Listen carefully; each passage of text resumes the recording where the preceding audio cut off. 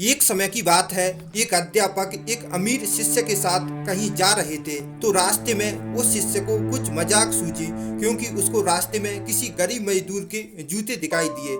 उसने अध्यापक से कहा, गुरुजी, अगर हम इन जूतों को कहीं छिपा दें तो कितना मजा आएगा।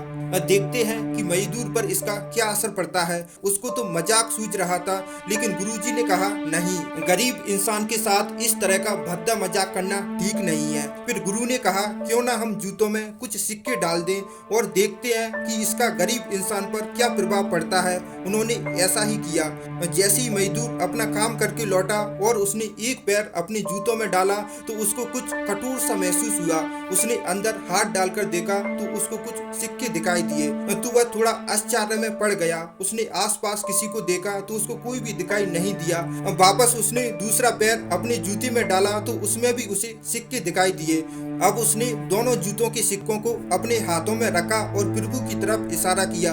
ये प्रभु, पता नहीं किस भले इंसान ने यह सिक्के मेरे जूतों में छुपाए हैं, लेकिन जिसने भी छुपाए हैं उसको मेरी दुआ है, ताकि इन पैसों से मैं अपने बच्चों और पत्नी के लिए कुछ खाना और दवाइयाँ ला सकूंगा। और इतना बोलकर वह वहाँ से चला गया। इस बात को शिष्य और अध्यापक छुपकर सुन रहे थे। अब अध्यापक ने शिष्य से कहा कि तुम्हें कैसा महसूस हुआ।